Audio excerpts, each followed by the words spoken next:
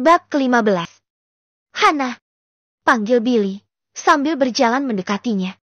Hana tampak cemas dan ketakutan. Dia menyambut suaminya dengan penuh perhatian, memeriksa Billy dari atas sampai bawah. Billy, kau tidak apa-apa, kan? Bagaimana masalahnya?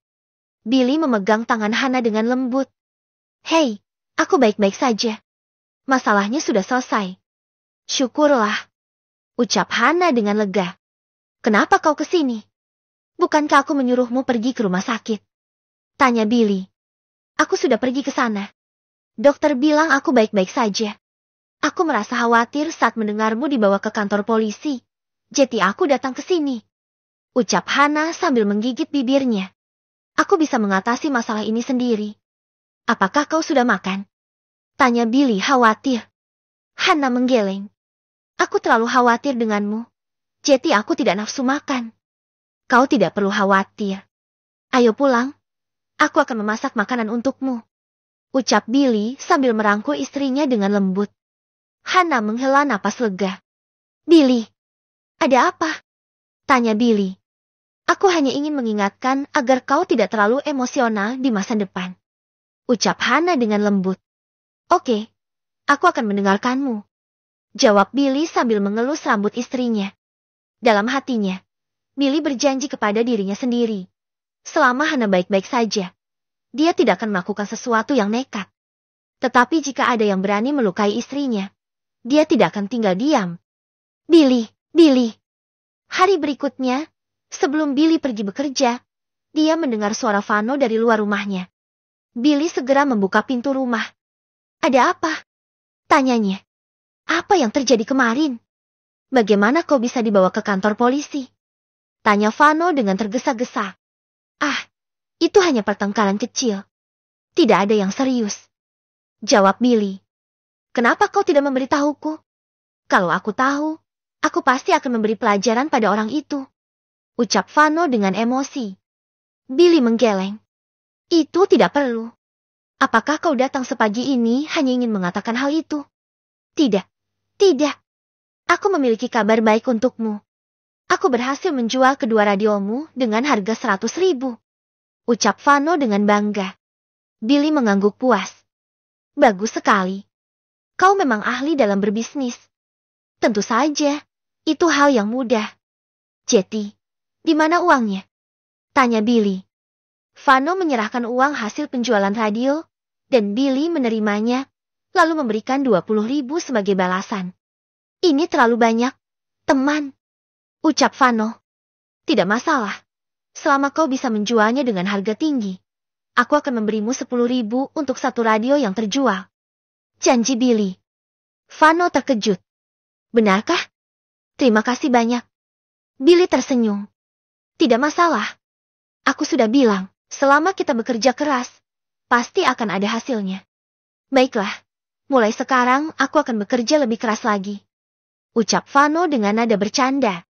Billy pun tidak bisa menahan tawa. Dengan adanya Vano yang menjalankan penjualan, dia bisa sedikit bersantai menjalani pekerjaannya. Vano mengangguk, menepuk dadanya, dan berkata, Teman, kapanpun kau butuh, aku akan siap membantumu. Bahkan, jika ada yang berani mengganggumu, aku akan maju lebih dulu. Baiklah. Aku masih memiliki kurang lebih 12 radio lagi. Kau bertanggung jawab untuk menjualnya. Kau dapat menentukan harganya sendiri. Tapi cobalah untuk tidak menjualnya kurang dari 40.000. Ucap Billy dengan tegas. Vano terkejut. 12. Billy, dari mana kau mendapatkan radio-radio itu? Dia melihat ke kiri dan ke kanan, lalu berbisik di telinganya. Hei, kau tidak menyelundupkan barang, kan? Mendengar tuduhan Vano, Billy sedikit tercengang. Melihat Billy tidak menjawab, Vano memelototinya dan menambahkan. Billy, kau tahu apa yang akan terjadi jika menyelundupkan barang ilegal, kan? Jika masalahmu serius, kau pasti akan dihukum berat. Melihat ekspresi cemas Vano, Billy menggelengkan kepalanya dan berkata, Hei, jangan khawatir, tidak mungkin aku menyelundupkan barang ilegal. Oh syukurlah. Sepertinya aku terlalu banyak berpikir. Ucap Vano sambil menggaruk kepalanya dan tersenyum sedikit malu. Saat ini, segalanya masih relatif konservatif di negara ini, di mana informasi masih sulit didapatkan. Bahkan, mengenai penyelundupan barang asing, Billy sendiri tidak tahu apa-apa tentang hal itu. Billy terdiam sejenak sebelum menjawab. Jangan khawatir tentang hal itu. Yang penting, jangan ceritakan bisnis kita ini kepada siapapun. Vano bersumpah untuk merahasiakannya. Baiklah, aku tidak akan memberitahukan hal ini pada siapa-siapa. Oke, aku harus pergi mengambil barang dulu. Kau bisa datang dalam beberapa hari. Ucap Billy sambil berjalan ke arah sepedanya. Tentu, jawab Vano dengan senang.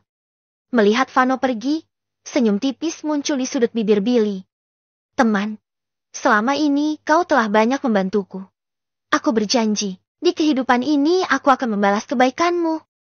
Billy mengendarai sepedanya menuju pabrik suku cadang. Ketika sampai, dia langsung memarkir sepedanya, mengeluarkan rokok, dan menyapa petugas keamanan sebelum masuk ke gudang. Pabrik terasa sepi, kecuali di gudang yang masih ramai seperti biasa, dengan orang-orang yang bermain kartu dan merokok. Billy bertanya tentang keberadaan Donnie, hingga salah satu karyawan menjawab bahwa Donnie berada di kantor. Donnie terlihat tegang di kantornya, dengan asbak penuh rokok yang sudah dibakar dan asap yang mengebul. Billy tahu apa yang terjadi dari karyawan lain. Pabrik belum membayar gaji mereka bulan ini, jadi itu menambah kekhawatiran Donnie. Jika pabrik gulung tikar, Donnie tidak tahu harus berbuat apa tanpa penghasilan yang stabil. Tok tok tok. Tuan Donnie, apakah kau ada di dalam? Donnie tersadar dari lamunan ketika mendengar ketukan di pintu. Dia melihat Billy berdiri di luar pintu yang setengah tertutup. Oh, Billy, masuklah. Billy melangkah masuk dengan senyum ramah. Maaf, sepertinya aku akan merepotkanmu lagi kali ini. Hei, kita teman, jadi tidak perlu sungkan.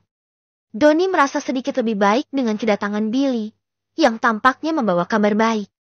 Billy mengeluarkan selembar kertas, membukanya, dan meletakkannya di atas meja. Tuan Donnie, aku membutuhkan banyak barang kali ini. Apakah kau keberatan? Coba aku lihat lebih dahulu. Ucap Donnie sambil mengangguk. Kau benar-benar membutuhkan banyak barang kali ini. Bagaimana? Apakah kau bisa memenuhinya? Tanya Billy. Setelah memeriksa daftar barang, Donnie mendongakkan kepalanya dan menatap Billy dengan penuh arti. Oke, tunggulah sebentar di sini. Ucapnya, lalu meninggalkan kantor. Billy merasa lega melihat kerjasamanya dengan Donnie berjalan baik. Dalam setengah jam, Donnie kembali membawa 2 tas hitam yang berisi barang-barang pesannya. Semua barang yang kau butuhkan ada di dalam. Jumlahnya tidak kurang dan tidak lebih. Ucap Donnie sambil meletakkan tas-tas itu. Terima kasih. Aku sangat percaya padamu. Ucap Billy dengan tulus. Billy mengangguk, lalu mengeluarkan uang 200.000 dari sakunya. Meletakkannya di atas meja. Barang yang tidak terpakai sudah menumpuk di gudang dan sulit dijual dengan harga yang wajar. Jetty tidak rugi membeli barang dari sana dengan harga segitu. Donnie tersenyum bahagia, menutupi uang dengan koran, dan bertanya dengan santai. Sepertinya bisnismu berjalan lancar belakangan ini. Ya begitulah, ini belum seberapa jika dibandingkan denganmu. Jawab Billy dengan rendah hati. Jangan terlalu serius bekerja. Kau harus menikmati hidup ini. Ucap Donnie sambil bergurau. Ya, kau benar. Mungkin kita bisa keluar bersama untuk membicarakan bisnis kita. Ucap Billy dengan ramah. Donnie tersenyum. Tentu saja, Billy. Kalau kau punya waktu, jangan ragu untuk mengajakku. Mungkin di lain waktu kita bisa keluar. Aku yakin permintaan akan terus meningkat. Ucap Billy dengan mantap. Donnie mempertimbangkan tawaran Billy dengan serius. Aku akan memikirkannya. Tapi pastikan untuk mempertimbangkan keuntungan bersama. Tentu saja, Tuan Donnie. Kita memang bekerja sama untuk mewujudkan tujuan itu. Jawab Billy. Panggil aku Donnie saja. Baiklah. Setelah berdiskusi, Billy meninggalkan kantor Donnie dengan hati yang lega. Pada saat yang sama, Donnie memikirkan tawaran itu dengan serius. Menyadari bahwa kerja sama dengan Billy bisa menjadi kesempatan yang baik. Billy pulang terlebih dahulu untuk menaruh barang-barangnya di rumah. Kemudian, dia pergi ke Jalan Porza di pusat kota. Dia memutuskan untuk memfokuskan bisnisnya di sisi timur Jalan Porza, di mana standar hidup masyarakat di sana lebih tinggi.